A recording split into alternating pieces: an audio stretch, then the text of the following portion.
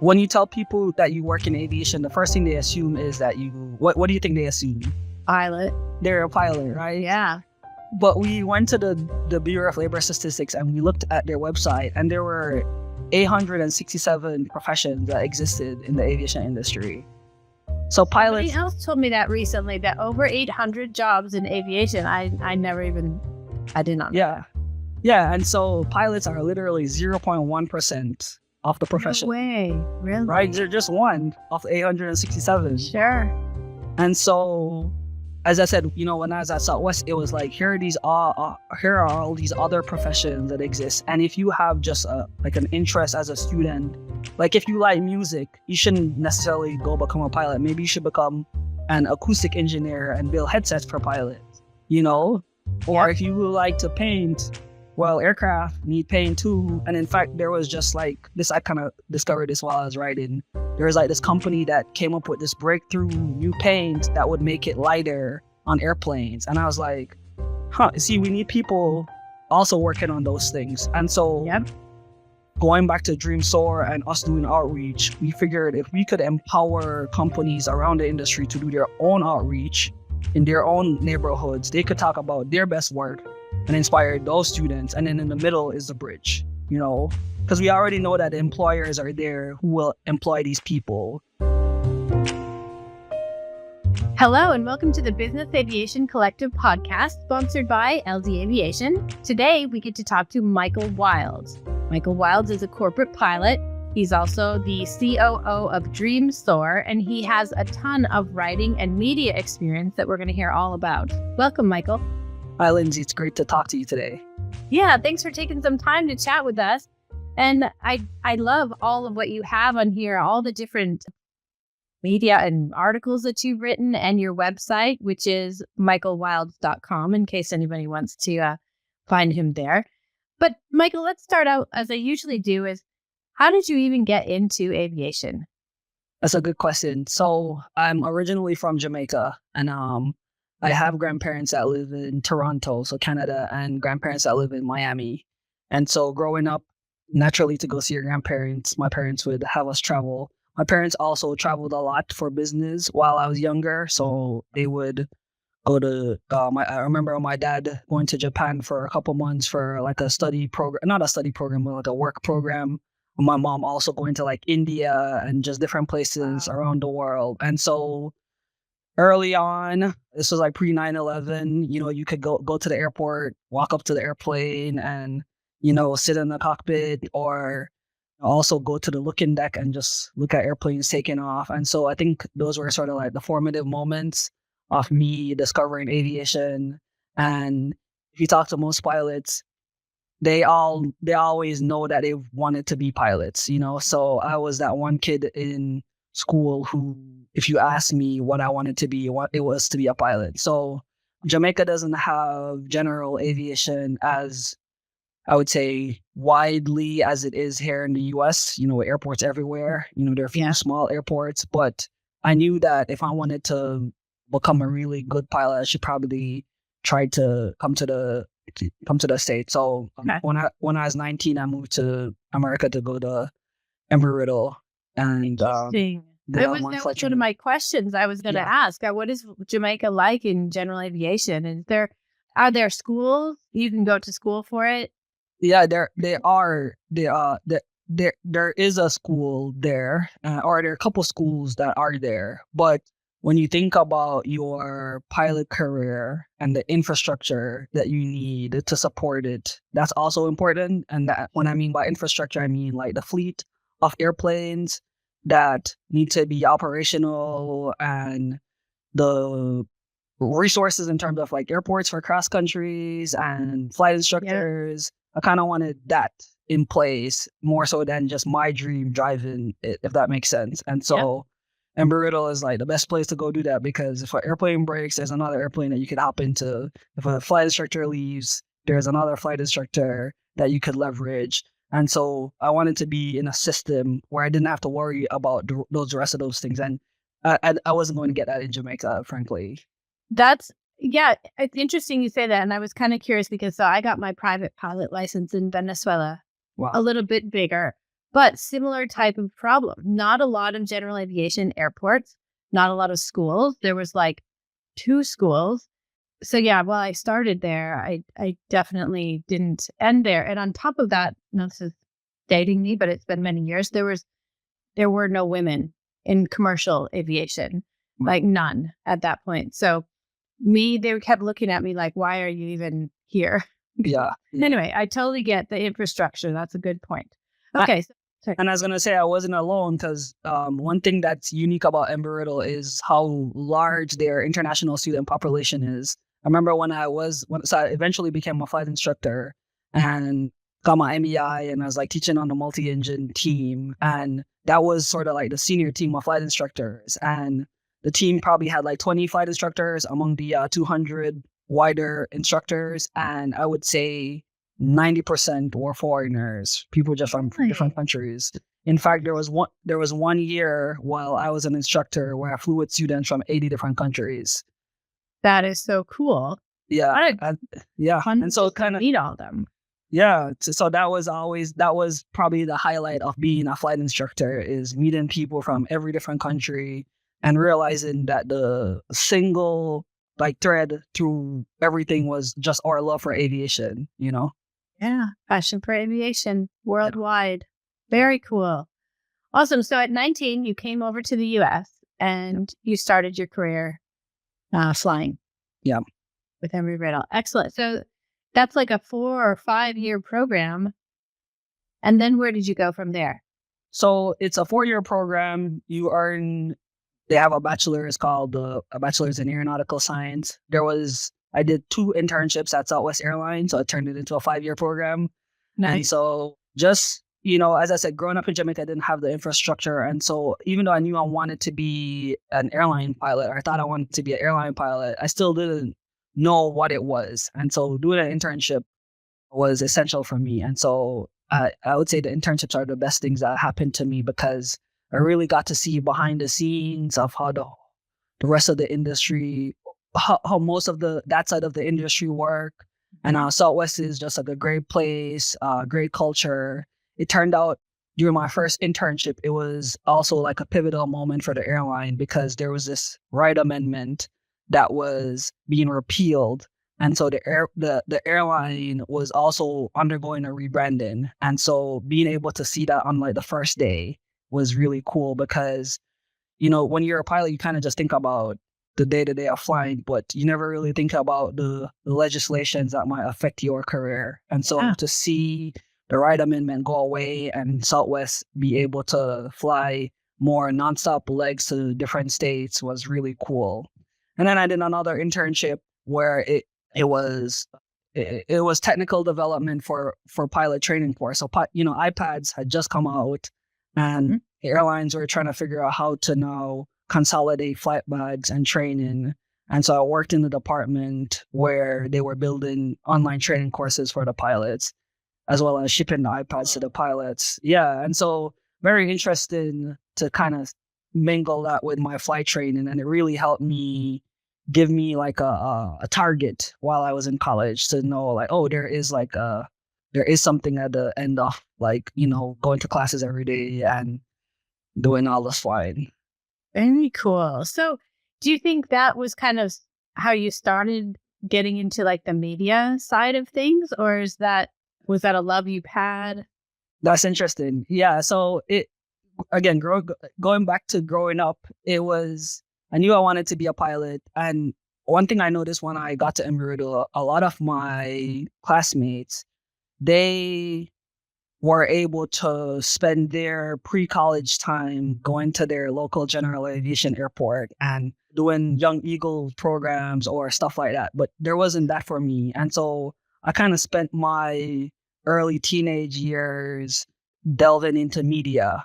And so I love just like all forms of media, audio, video, print. I've always liked to write or to play with music, and also like play with video. And so it's interesting because like while I was like pursuing aviation, I was also pursuing like this parallel track of media.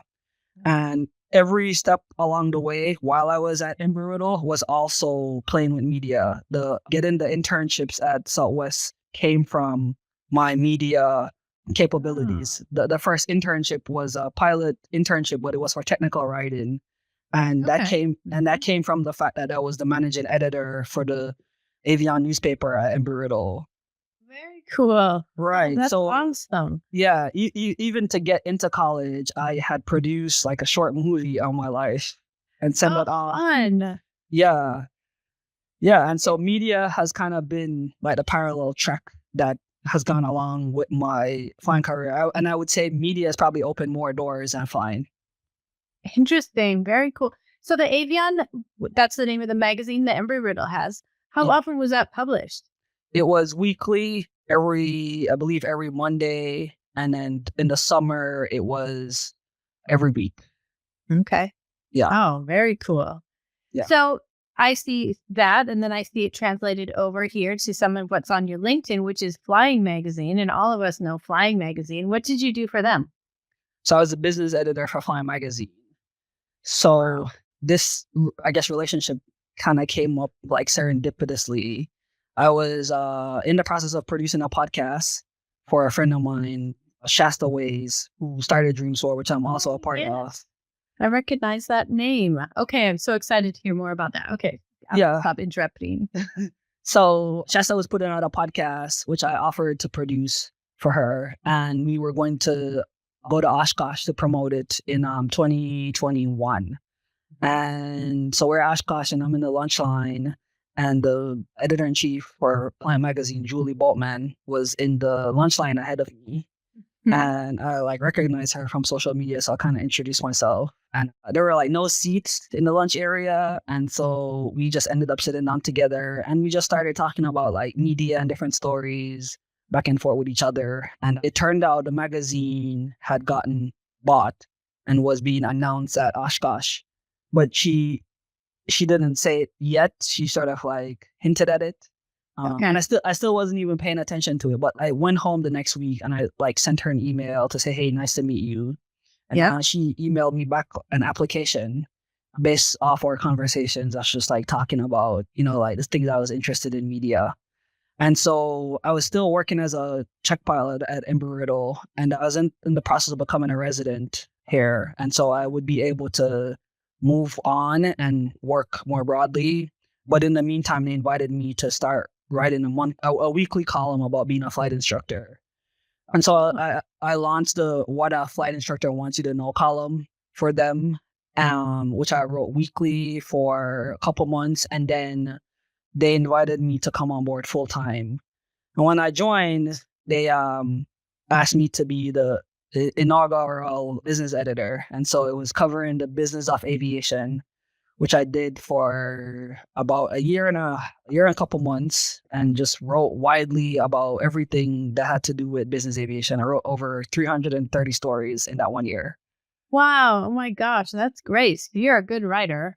I don't know. Or at least you enjoy it. It was more of you wake up and you have to write, so you don't have a choice. And so you just do it. And so maybe that's also like some advice for people who want to write. You have this idea for a book or whatever. If it's like a forcing mechanism where it's just something that you have to do, you get beyond the writer's block because you stop being precious about sentences and you just put the ideas on paper, and then the rest you can focus on editing. And so it was a forcing mechanism because every day I woke up, I knew that I was the only business editor too. So there was no other person creating business stories. So I had to go out and go figure out what was the business news for the day in aviation, understand it, and then communicate it back to people. So it was great because I also got to learn just like about the whole industry. That's great. I think that's great advice too. Sometimes you have to force yourself to do it and have a reason or a requirement, some requirement. And I've read too, people say in podcasts or writing articles, anything that we're doing, it takes like 100 times to do it before you're going to feel proficient at it. Obviously you are, since you did over 300. To be honest, I never ever felt proficient. Again, it was just, really? It was just, hey, this is due at 3 p.m. today, or this is due whatever, or tag your it. And like there are days I just didn't really want to write. Well, you figure out a way to do it. You figure, people like to find like the easiest way. And you all of a sudden once you start like writing similar stories, you see a pattern. And so it got to a point where some of it became easy because there was like a framework. Okay, sure. Yeah. So where did you go to find all of the information about business aviation? Yeah. So first, that was kind of like my first thing when I started. I was like, well, if I'm going to do this job every day, how do I make it easy for myself? And so the way my brain works is I like to, before I start any project, is like just create a structure, like figure out where the thing is so that I can kind of make my life easy. And so, the first thing I did was made a list of all the different types of news that could exist in business aviation. That's like announcements, product announcements, quarterly earnings report, personnel change, obituaries. So figuring out the different type of news stories that exist, and then also figuring out who the players are. So like I made a list of all the companies that exist in the industry, public and private companies. And public companies have to report. They have to make announcements every quarter or every product. Mm-hmm. And then private companies want to make announcements. So they'll come to you. They use like PR people to reach out to you. And then also just like my interests, like what are the things that I wanted to know if I was like reading the news. And so I also had a weekly column for business aviation called the Business of Aviation. And it was just me looking for profiles of leaders or stories I wanted to tell. And you can see from like all of that, there's enough story. There are more stories that I could write. Sure. Yeah. There's really, a lot happening. I never thought about like personnel changes or obituaries, but if somebody doesn't write about them, how are you going to know if you're not like very close to that person? Yeah. Oh, very cool. So you wrote and were business editor for Flying Magazine for about 1.5 years. Yeah. And then where did you move to? So another reason for me going to Flying Magazine, I had like I won't say a nefarious reason, but I had like a secret reason for going there. An organization that let me start over. An organization that I'm also a part of is DreamSoar, and this came right after I left Southwest Airlines. And one thing that was very instrumental to me while I was at Southwest is one of their mantra is about servant leadership. And one thing that kind of stuck with me is we would go to the Texas Food Bank to pack food for kids. We did it like each semester. Yeah. And so we would go for like half a day and we would pack food for kids. And it kind of dawned on me that along my pilot career, I was sort of set. If like I followed that pathway, I was going to be set in terms of like making money and being okay. And so I was being in a food bank and realizing that there were kids who had to sort of worry about what they were going to eat for the weekend. It dawned on me that like maybe my life should be a little bit more purposeful and I should find a way to give back. And so I remember going back to college the semester after the internship, and I was like looking for, where can I sort of like put my energy? I didn't have a car at the time. So I was like, what skill can I use that makes it easy for me to help? And it just so happened that while I was at the internship, there's this young woman, Shasta, who decided that she was going to fly around the world and she was going to host outreach events to inspire kids to the industry. And the first time I read it, I kind of just like shrugged it off. I was like, oh, another around the world flight. It wasn't until I went back to Embry-Riddle that semester and I was working in the studio helping students, with media projects, that there was a friend of mine, Kim Kish, who was volunteering with DreamSoar. And she actually explained it to me that, oh, it's not just another around the world flight. Shasta was born in a refugee camp in Afghanistan, and her parents fled as refugees and they came here. And when Shasta earned her pilot license, it turned out she was the first female pilot from Afghanistan. Oh, I didn't know that. I mean, I recognize her name, but I did not know that. Wow. And then she started the Women's Ambassador Program at Embry-Riddle, which helped increase enrollment by like double-digit percentage. Yeah, and then the other element was that the flight would have this component of outreach. So it wasn't just she was trying to break a world record. It was she was like trying to inspire people. And I was like, this is something really cool. And then I looked around to see what were their greatest needs, and it looked like it was media. I didn't see enough articles telling their story well, Yeah. or enough videos. And I was like, man, I know that I'm like prolific with how I work. I could just like flood the internet with content. And so it just so happened that that was the thing that I sort of like focused my attention on. And so I joined DreamSoar. I was the director of media. And so I like did all the media for the round the world flight. A part of that was created sort of like the keynote outreach video or content that Shasta would share as she would go to the different countries. And it would just explain the STEM and aviation industry to students all around the world. And she spoke to 3,000 kids. And so they got to discover aviation, and we partnered with ICAO and NBAA and a whole bunch of partners in the industry. And Shasta, she broke the world record. She became the youngest woman, and the flight earned her the current trophy award from the Air and Space Museum in 2018. Wow. Very cool. Yeah. For those of you listening, I'm going to find their website and pop that down. I have the website for DreamSoar, but I'll share both. Yeah. And so the flight ended, and then it was like, oh, what next? And Shasta at that point decided to get married and start a family.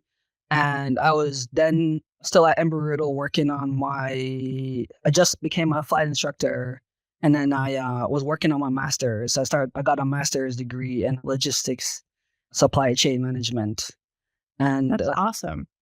Yeah. And so I came across like this principle, or I guess like this business talk in the logistics and supply chain space, where they talk about the first mile, middle mile, and the last mile. And it usually relates to how you move products. So like the first mile is how I guess product moves from like the raw source to the manufacturer. And then the middle mile is from the manufacturer to the supplier.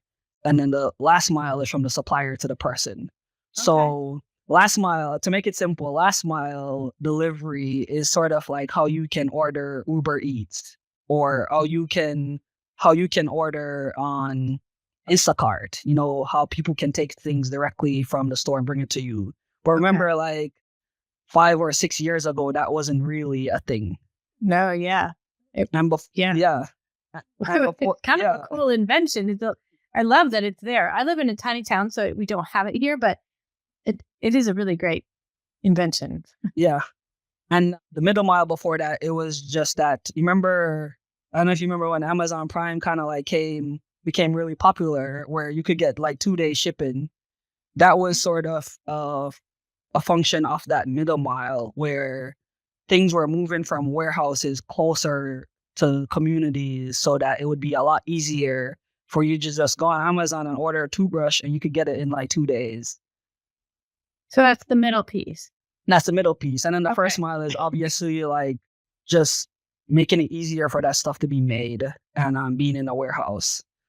So I took this idea and I was like, what if we applied it to talent, to like workforce, because we're paying attention to the industry. And at the time, there was just great talks of how hard it is to attract people to come work in aviation. And so it looked like a supply chain problem, that there are these inspired people on one side, and there are these companies and jobs on the other side, and there was like nothing in the middle to create a link. Wow, what a great analogy. Yeah. And so that also looked like a bridge, right? That there was no bridge. So I remember reading a book about bridges, and I was like, how do bridges work? Like, what type of bridges exist? Why bridges are not tunnels? Why, you know what I mean? And so the idea started to like formulate in my head about how this also related to what we did at DreamSoar, in that the first mile for DreamSoar was Shasta's flying around the world and me doing outreach events and inspiring people. So you have these people who are inspired and they want to learn more. The middle mile, as it relates to DreamSoar, was that Shasta's flight was powered by college students like me who had talent, who was applying it to the flight. So you had me working on media, you had some people working on security, you had people working on sort of like the business aspect. And then the last mile was the flight itself. It was sort of like the innovative part that helped drive more inspiration to the industry. And we're like, what if we could like make this available? Like if this was a business, how did you make this available for like the wider industry? And so we came up with this idea for a hub, an industry hub, where we would make it easier for companies to do their own outreach in their local backyard. And then in the middle, it would be like providing them with the services that they would need to inspire the students to, let's say I come to your school and I talk to you about being a pilot. Yep. You're inspired. Okay, what's the in between? You need to kind of know, okay, here are the schools that you should go to, here are the scholarships that are available, here are the career services providers that you could lean on to help you get across the bridge. Yeah. And then once you get across, here are the companies that you can go work for. And then the last part being, we feel like if we do a good job of inspiring the right people to pursue the right careers and helping them connect across the bridge, they'll get to a point in their careers where they are inspired and they want to work on cool things and they will become inventive. They will be like, there's a problem there, let me fix it. And so we feel like that's the way you kind of drive innovation for the industry. And so when this idea kind of came up, I was like still working as a pilot. So it was still for me from a pilot perspective.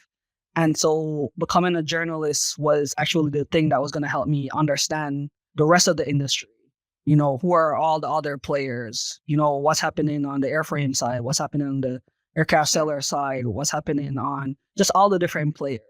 So that we could kind of like fine tune the whole model. And so I spent the last year like working on those things after like writing my stories each day. And then we started to sort of talk to industry leaders to sort of like fundraise for building the hub. And then after I left Flying Magazine, I sort of pivoted to working on that full time. That is such a great program. I totally can follow what you're talking about the bridge. That makes it very clear to me. And I understand, yes, you're a student, you're inspired, but if you don't have that bridge of how do I get to that job? How do I learn what I need to learn to get to that job? You're not going to make it. Yeah. Wonderful. Oh, that's so cool. And the other part is, like, if you go back to like the raw stage, is that when you tell people that you work in aviation, the first thing they assume is that what do you think they assume? Pilot. They're a pilot, right? Yeah. But we went to the Bureau of Labor Statistics and we looked at their website, and there were 867 professions that existed in the aviation industry. So pilots. Somebody else told me that recently, that over 800 jobs in aviation. I did not know. Yeah. Yeah. And so pilots are literally 0.1% of the profession. No way. Really? Right? They're just one of 867. Sure.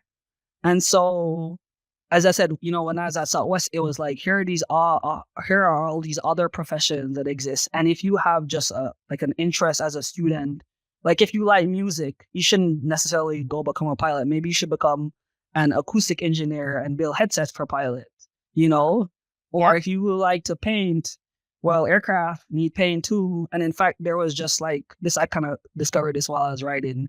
There was like this company that came up with this breakthrough new paint that would make it lighter on airplanes. And I was like, see, we need people also working on those things. And so going back to Dream Soar and us doing outreach, we figured if we could empower companies around the industry to do their own outreach in their own neighborhoods, they could talk about their best work and inspire those students. And then in the middle is the bridge, because we already know that the employers are there who will employ these people. Yeah. And so we gotta, just help people understand what all the options are and compete for talent, like, frankly, because the reason why a lot of people aren't coming into the industry is because they're only seeing the idea of pilots, or idea is that there are jobs for everyone in the industry. You just need to know that they exist. Mm-hmm. I totally agree, because, scheduling dispatch, which is my area of expertise, most people don't know it even exists, especially for private or general aviation. I mean, people do know that there's ATC and there's maybe dispatchers for airlines, but oftentimes they don't for private aircraft. So yeah. So true. Yeah. And what is the last great piece of technology that has happened in like your space? Like, is there any new software that makes scheduling easy for you or dispatching easy for you? Good question. Yes, we used to. Our whole like industry was based on a Citrix-based type of security system to log in to get into our schedules, basically. Now everything is switching over to be all online-based, web cloud-based.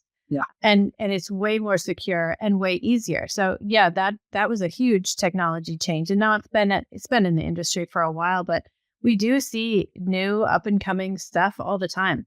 Integrations, great new integrations. Yeah. Yeah.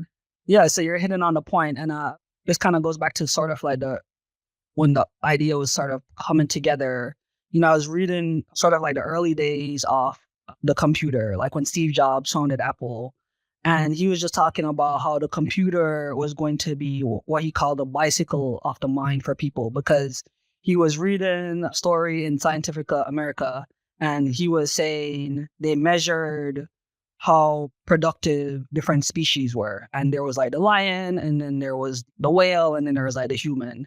And obviously the lion and the whale was a lot more productive than the human. But when you put a person on a bicycle, they were a lot more productive than those two species. And so when the computer came along, he said the computer was going to be sort of the bicycle of the mind. It was going to make people a lot more productive. And think about the things that you could do today with your computer that didn't exist before. And think about, then think about what has happened since the computer kind of came along. There was a computer, and there was the first wave was the computer. The second wave was like the internet.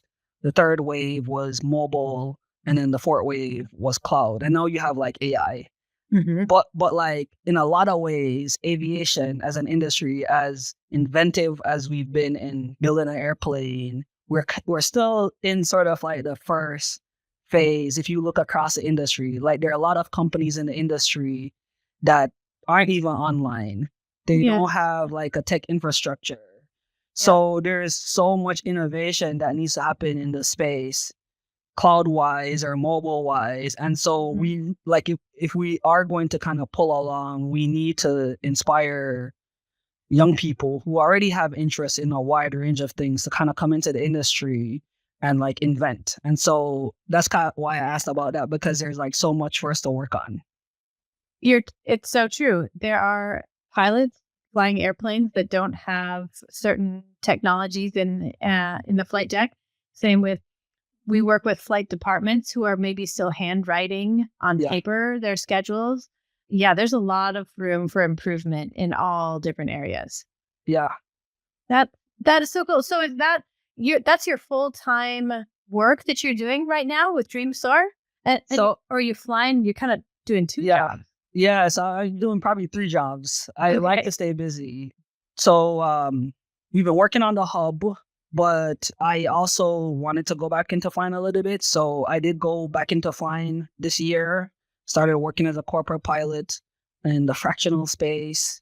And I picked a schedule that was like 7 days on, 7 days off. So it kind of allowed me to scratch my flying fix and then also go see the rest of the industry, go into just all these different airports and to sort of like work on the idea more by like working on the idea to see who the customer was. Sure. Great experience. Yeah. You know, and different pilots and different people that you're talking to might give you additional perspectives.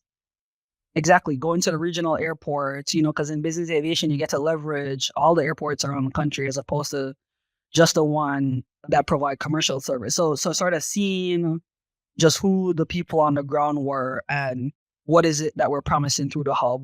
And then I would come home and like work on the hub. And then kind of have my own media interests. I started a media company because just thinking about, what I was able to do through DreamSoar and looking around the industry and seeing other people trying to promote their message, but not necessarily doing it in the best way or only thinking about like the first step. I was like, what if I could package that and help them leverage sort of like my learnings and like skill sets? So I started a media company that I've been like working on while I do all these other things. So in your media company, you take large, small, medium-sized business, anybody? Yeah, anyone. Anybody, all aviation people, or are there all sorts of companies? Right now, aviation is the easiest place to start. But, I think of media as media. When you go onto Netflix, you don't necessarily pick an aviation movie, or your favorite movie is like an aviation movie. So I feel like if I am capable of communicating what you want to say, like, let's work together. But the easiest place for me to start is in aviation. Okay. Very cool. So products, we're talking products like website, video, articles, maybe PR releases, all of that. Okay. Yeah, so it's sort of like an integrated media company, and it's a holding company that has four arms. It's thinking like vertically and horizontally. As you can tell, I'm like a systems thinker. And Yeah. so there are a lot of people who just have things to say. And so first of all, they just need to be represented. And so that's sort of like a talent agency. And the idea is just identifying the people with things to say. After you identify them, the next part is like, well, what is the best medium for you to say? Is it audio, video, print, web? And so that's a production element. So there's like production, as you talked about, like writing articles or producing podcasts or producing videos or building a website for people. But then after you say the thing, how do you get people to like connect with you? So you need to share it. So that's marketing, PR, licensing, sales, distribution. And a lot of people, there's a saying that first time creators focus on the product, the second time founders focus on distribution. Okay. And so it's helping people figure out the right channel. Should you be on that social media platform, or should you go buy a billboard, or should you strike a deal with your local bookstore or whatever? So there's that element of sharing. After you share the thing that you care about, you're going to find the people that resonate with it. And so they want to like meet you. They want to get together with you. And so there's this events arm. And so it's helping people create their own events and experiences beyond the traditional stuff. Because I would say, again, in aviation, or speaking from the aviation angle, there are few channels for you to go meet people. You have to go to air shows, or you have to go to conventions, and those might not necessarily be the audience for you. So it's helping creators think about creating like their own forums, creating their own conferences, creating their own online like meeting place for them to share their brand. And then just wrapping all of that up for people so that they can package it and leverage it as intellectual property. So it's complex, but it kind of came from just all my experience watching friends try things and not being able to maximize the outcome of their efforts, and realizing if I could create like a structure, I could help people kind of see their message like through the full lifetime of that message. So, yeah. That's fascinating to me, really, because I'm LD Aviation, and we struggle with that part of it because, like you said, in aviation, there's not a lot of events other than what you said, like conferences and air shows. But I don't find that my target market is there. I can't find it. And then I'm like, well, do I use LinkedIn? Do I do TikTok? Do I do a video? I don't know. And I've tried to do some marketing, and I've gotten it wrong most of the time because I think I'm, just like you said, I'm not targeting that person who really wants to use my services or meet me, like you said. Yeah. Oh, very cool. It sounds like I know a guy. I know a guy. If you need some help, I know a guy who can make some calls. Perfect. Well, I'm going to definitely hit you up on that. So if we wanted to find you on the website or just maybe via LinkedIn, how would we do that? So you can find me on my personal website, MikeWiles.com. There are a lot of Michael Wiles. I'm competing with this huge lawyer, so I just went with Mike Wiles. All right. On my website. On LinkedIn, I think I'm just Michael Wiles, I think. From my side, I see Michael Wiles. Yeah. Yeah. On Twitter, I'm Captain Wiles. Oh, cool. Captain Wiles. That's a great last name, Wiles. Yeah. I mean, you could play on that all day long. That's cool. Kind of to a little bit more on the personal side, you mentioned to me before we started recording that you're an avid reader. Are there any books that you would suggest to our listeners?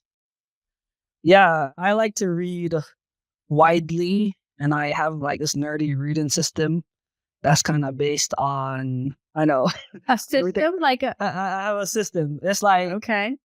you know how you have, they call it domains of wellness, meaning like, you know, you've heard people say like mind, body, soul. Oh yes. Okay. Yes. Yeah, so the domains of wellness are kind of like the things that make you go, you know. So your mind, so mental, body, so physical, soul, whatever, spiritual stuff. But then think about the rest of it. You have a financial self, you have like a emotional self, you have sort of like a, what do you call it? Like a general self where you're interested in like general knowledge.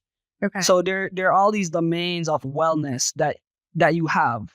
You might focus on a few things, but like there are all these like things that exist for you, and you kind of do some of them like tacitly. And so I don't know, it kind of came to me one time. I was like, wait, I'm like over indexing on fiction books and like not reading like enough financial books. I'm not reading enough like historical books, whatever. So I was like, how can I expose myself to? How could I cover all my bases? The whole gamut. Yeah. Okay. Yeah. And so I have like this nerdy reading system where each year or at the end of the year, so like right now, I would like kind of sit down and I have like each domain of wellness across columns. Sure. Yeah. Okay. And I'll pick like 3 books, so like one from each domain and fit it into each month. And so over the course of the year, I'll try to read a book from each domain. You know, Okay. so like January might be a historical book, but also like an emotional wellness book, or and maybe like a financial health book. And then February might be, you know, something else. Just something from the other columns. Okay. So Yeah. how do you find those books? I mean, finance, I suppose you could just Google a lot of Yeah. it, but how do you find the good one? Yeah, so that's the hardest part is just like I try to spend time looking at lists and looking at reviews for books and seeing like which book is actually good. And then it's kind of like the more you read, when you read the books, you notice that authors keep referencing like some books. And if you see enough like references, like you should go read the old book. You know, there's a saying that like no ideas are new. And Yeah. so if you could try to go back a little bit further, you're probably going to find a better source. You know, so I spend a lot of time just trying to find the better books, because there's like a lot of fluff out there, and you know, it's easy for people to write now. And so yeah, I spend a lot of time just like looking at book websites, looking at reviews, reading bad reviews, like why people rate stuff poorly. And then I think with AI now, it makes it easy to just like ask questions like, why is this a good book? What are the what I tend to do is when I Google a book is I'll Google like what are the criticisms for this book. So if it was like, you know, pick a book, Crime and Punishment. What is the criticism with Crime and Punishment? You know, and try to like be like thoughtful about what the person is saying. And if it's about style or whatever, I don't pay attention to it. I just like, oh well, style is like one thing. But if, instead of maybe the message or something, like if the message is bad, okay, that's one thing. Yeah. Has pretty writing, that's a different thing. Yeah. That totally makes sense. Yeah. We do a book club here at LD Aviation. Like we try and read as a team certain books, but we have not used that system of different pillars, of different sections. But that's a great idea. And I'm going to bring that back to Tracy and Laurie and see if we don't implement that. And it's something that kind of evolved over like years. It wasn't like I just like sat down and came up with it. It was just like, oh, I'm reading the same books all the time. You know, because if you read crime fiction, you're getting your crime fiction fix, but like, what if the rest of your life isn't together? You know, you probably should read some financial books, or you should read, you know, some historical books. You know, like one great book that was like relevant during COVID was The Great Influenza, you know, and that was like on my list for like 2019. And so going into 2020, I kind of had like the context already for what it was going to be. And it's kind of interesting when you watch the news and you would see like some experts come on and they would say, okay, it's going to take 4 or 5 years for the airline sector to recover. And it was like, how do they know that? And it's because they've read those books, and they have sort of like the context of how long it takes for the disruption to unwind. That kind of like gave them that insight. And so Yeah. by sort of like having sort of like exposure, it makes it easier for kind of you to like go through life, Sure, to understand and then build more on. Yeah. Yep. Build, you've got a foundation. Now you can just create more. Yeah. So one book I'm listening to right now, Spotify, I use Spotify, and they just added audiobooks to their premium catalog. So one book I've been listening to is called The Art of Gathering Okay. by Thea Parker. And I think it came out during the pandemic, but she probably started working on it before. But like the pandemic was sort of like a disruption in gathering, like we couldn't see each other. And, a lot of it shifted to online, and now people are, I don't know if you saw the news today, the Taylor Swift tour became like the first $1 billion tour, Oh, really? No, I didn't see it. Yeah, but my kids did though. Yeah, and so like people are outside again, or people are looking for new ways to meet with each other, and it's also becoming more intentional. You used to take for granted when people like invite you out, so now you're like thinking about it more. And so yeah, I've been listening to that book because I just moved to Washington D.C. a year ago, and it's also like I need to find a new community, and I also want to like create a community for myself, and just thinking about like how do I do that. So that's been a good book. Okay, Art of Gathering. Washington D.C. is a nice area. I lived in Virginia. We weren't too far out. So I was by Herndon, and the cool food, great food, super nice people from all over the world. It was a really fun spot. Yeah. You picked a good spot to go to. I love it here. I mean, the food, as you said, the food, the culture, the events, the airports, they're all great. I think like I could go to different parts of the city each day and not feel like I'm in the same place. You could go to Georgetown on Monday. You could go to Old Town on Tuesday. You could go to Dulles on Wednesday. There's just so many different places that you could go and sort of still stay interested. Yep. Have you been to the museum that's by Dulles, the Aviation Museum by Dulles yet? I haven't, but I do want to go see it. The Udvar Hazy, I think. Yeah, it's worth it. Yeah, definitely worth it. I brought even my kids when they were little, and that's a worthwhile one for sure. All right, so Michael, should we expect a book by author M.W. coming out soon? That's good. That's a good question. I do feel like the urge to write. There are at least 2 books I want to write. Mm-hmm. The first one is sort of like a personal story. And then the second one, I definitely want to get into the space of writing something aviation themed, sort of like taking like a big event that happened and like writing about it. I kind of like that type of style while I was working at flying.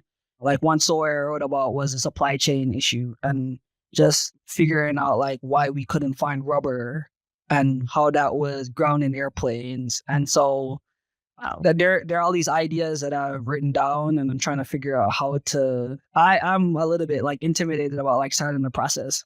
Okay, well, I can't wait. I'm sure you'll do amazing at both of those books. So you got to keep in touch, and I'll keep an eye out for those books. Well, I have no doubt. What book would you want to read? Maybe I should like pick like that. I think it's fascinating. It would be very interesting to read why we didn't have rubber on the, for that. I think it would be, I wouldn't maybe pick that one up first, but your story of where you came from and how you made it into aviation, that's kind of what my podcasts are based on. That fascinates me, how each person has jumped through hoops, by accident met somebody, worked really hard. I mean, all of that stuff comes into play, and we're all here in aviation because we love it. Yeah. So I would, hands down, I would probably first read a book about your personal story. I'll take that. Yeah. Okay. I love that. Okay. I have my marching orders. That's right. That's right. Yeah. Awesome. Well, Michael, what if somebody wanted to reach out, maybe ask you some questions? We talked about your website, but is the best way to find you on LinkedIn, or how do we find you? Yeah, LinkedIn is a great place to find me. Okay. Michael, I think MJ Wiles, and then my website, Mike Wiles. Twitter, I'm like, I spend all day on Twitter. Okay. But you can find me. I'm loud on the internet. If you like Google Michael Wiles Aviation, you're probably gonna find me. You're going to find me. Awesome. Yeah. Okay. Well, definitely. I hope our listeners do a lot of reaching out to you. And Michael, thank you again so much for your time today. Super interesting to hear about your whole journey. Thank you so much for having me. I love your platform and the space that you're giving people in the industry to sort of share their stories. I've loved listening to the episodes. Some of the friends I know, and I didn't know some of their stories, so it was like interesting to hear them talk about how they got here. So thank you so much for doing what you're doing. Oh, yeah, you bet. I love it. Cool. All right. Well, we'll catch you again when we are ready to promote your new book. I'll take it.